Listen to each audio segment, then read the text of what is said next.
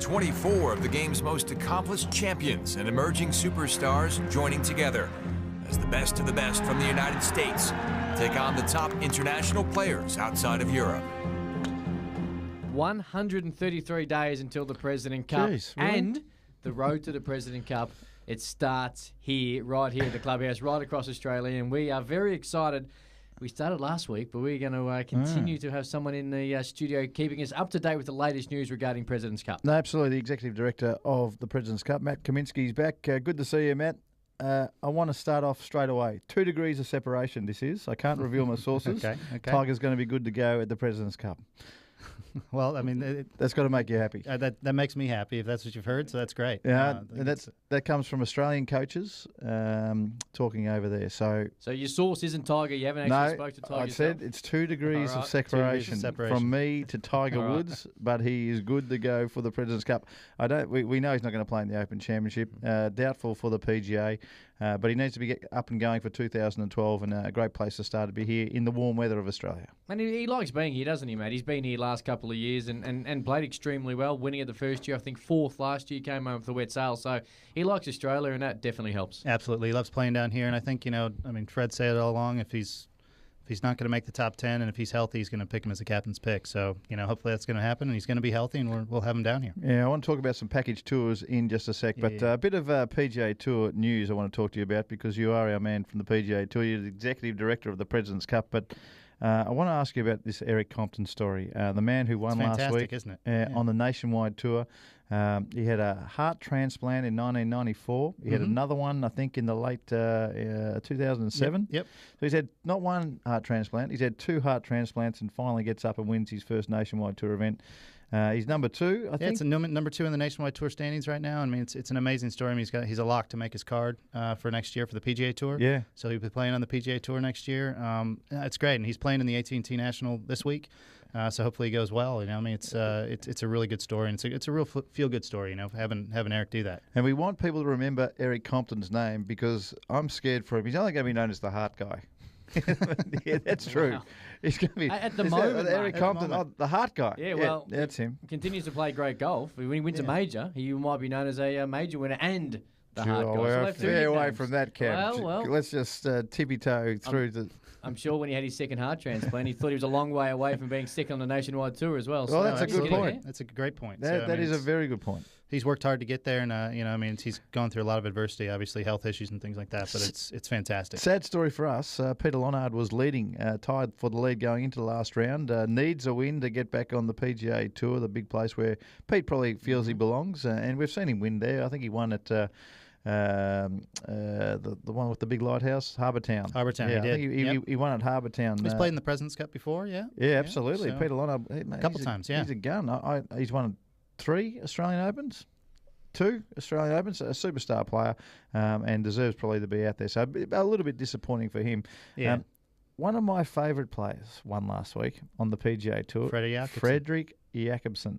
When he first got out there, he used to bob up on TV down here in Australia every once in a while. I used to look at him and go, I can't believe you're playing on the biggest tour in the world. The way he swung the golf club. And that's not a knock on him because I admire the guy for getting it. The mental capacity to play golf when you know you don't hit the ball like the others astounds me. 188 times he's played on that tour. It's unbelievable, isn't it? It's... And to finally win. I mean, it's great. He's been in position before him. He played so well at the U.S. Open. Yeah. And then to come back and win the next week, Travelers, I mean, that's fantastic. Incredible. The first bogey he made all week, Cameron, was on the 10th hole on the last round. So he actually played 63 holes without a bogey. We know they played the ball up, and they do that in America a bit. When the mud gets on the ball, it's a must. You have to. Absolutely. Mud doesn't get stuck on golf balls here in Australia too often on the tournament courses we play, but it's certainly in America, if it's wet enough where mud's on the ball, it can seriously go anywhere. Yeah. You've just got no control of the ball. So they play the ball up a bit. They played the ball up the first 3 rounds, no bogeys. Amazing story. If you watch the telecast, he was trying to be the first man since Lee Trevino in 1974 at the New Orleans Open. Is that what it is? Okay. He's the last person to go bogey 3 for a week. Can you imagine? You remember when Tiger did that? He was almost did it at the American Express Championship in Ireland. He went 71 holes. Oh, you're joking. 72nd hole, he missed a about a foot and a half, 3-foot putt to miss going to. I can't remember that at all. Yeah. Oh, yeah, it was at Mount Juliet. In Ireland. Mount Juliet, when he won in 2000, would have been 2002. Yeah. That's incredible. I mean, I played. He shot 26 under, I think it was. He's probably still dirty too. He missed that. I mean, it was and I think there was a camera went off or something. Yeah. But yeah. It It might have been a foot and a half or 2 feet. I want to ask you one more thing. Now, the PGA Tour. Now, we've got this Facebook matchups. What's happening here? Game. It's a game that's just started last week, launched at the Travelers Championship, and it's you play the PGA Tour matchups game on Facebook. You go there, you enter, and you pick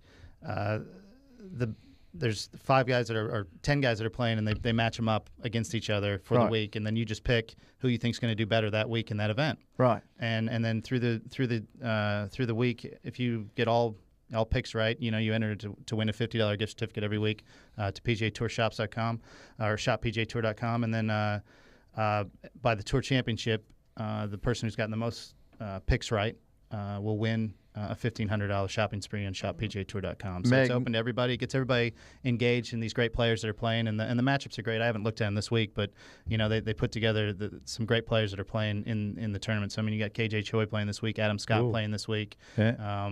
So it's a great game. It's a good way to get everybody engaged in the office and what have you. So it's I'm not a Facebook person myself, but facebook.com/PGA Tour. And get involved with the matchups. So the PGA Tour is putting out. You can win a $50 voucher at the PGA Tour shop. It's all coming up, Trumps, and just another thing to get people interested in golf and get them to watching tournaments. Just want to give you a bit of word of advice, Matt. Don't talk too much about KJ Choi when Mark goes around, because he is the biggest KJ fan getting around. And is he? He's won me a lot of money, KJ Choi. Well done. KJ Choi, they didn't give him any respect. No, not one bookmaker in Australia gave him any respect, and he's won 8 times on tour, and I reckon I've been on 5 of them at 80 to 1 or more. He's an unbelievable player. I love KJ Choi. He's helped pay for my house. Now. You're gonna have to send him. Have you sent him a thank you, Nat? Yeah. No, I've named the quiz after him though. If you listen to my show Chasing Birdies on Wednesday nights, it's actually the KJ Choi quiz these days. Hey, I can get you his address that you can send a thank you. Okay, so we'll get that taken care of. I will. Now, just some of the package tours we've got. Now, have you got the information there, Cam? No. Okay. Well, we have to go to PGA the President's Cup. .com. Yep. And we've got the package tours, so for people all over Queensland, New South Wales. Yeah, absolutely. Our packages are selling really well right now. Our President's Cup travel, you can either go to presidentscup.com and hit the travel button, or go to presidentscuptravel.com. But there's packages for everybody to come down here. You've got 4-night stay, 2-night stay, 6-night stay. Play some golf. You can play some golf. Yep. There's in the Sandbelt courses. Absolutely. Down the Mornington Peninsula. Yep. So I mean. You got it all there, and just go and check it out. And if you want to come down during the President's Cup, it's no better time than to be down here in Australian golf. So package it all up, get some tickets, come see the best players in the world play the best golf course in Australia. Absolutely. Now, just quickly, a few emails during the week just asking exactly how do you go about getting tickets for the President's Cup, and are they all sold out yet? It was a good question on the email. It's a great question. I wish they were, but they're not. So just go to presidentscup.com. And you can just click on tickets and purchase them there. The only things that are sold out are grandstand seats on 16. So right now, but we're tracking along really well on the Friday through Sunday tickets. But get there early, because I think once the teams are announced and everybody knows who's coming, they're gonna go fast. Hey, I want to ask you one more question while I got you. Yes, 18 months, Tiger's been basically out of action. Yep. 23 first-time winners on the PGA Tour. It's party time. The cat's away. The boys are having a great time. It's amazing, isn't it? It's great. And I think of those 23 champions, I think it's 25 wins have been 23 championships, but 25 wins have been by guys in their 20s. Yeah. So guys have won multiple times, but 23 first-time winners and 25 wins by guys in the 20s. So young guns are coming up, and by Tiger being away, it's helping these guys get the opportunity. He's priming himself, though, for the President's Cup. I have a feeling, and we spoke a little bit about he's going to miss some big tournaments. He's priming himself, and he's going to make a huge re-entrance, President's Cup, and propel him into 2012, I think. And, if anybody can do it, if anybody can come back earlier than what we're thinking right now, it'd be Tiger. So, he could come back next week. I'm playing in the Open. Who knows? You just don't know.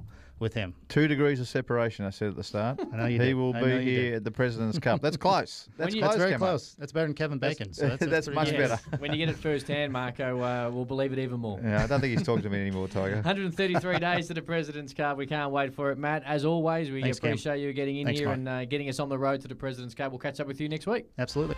History will be made at Royal Melbourne. Don't miss your chance to be a part of it.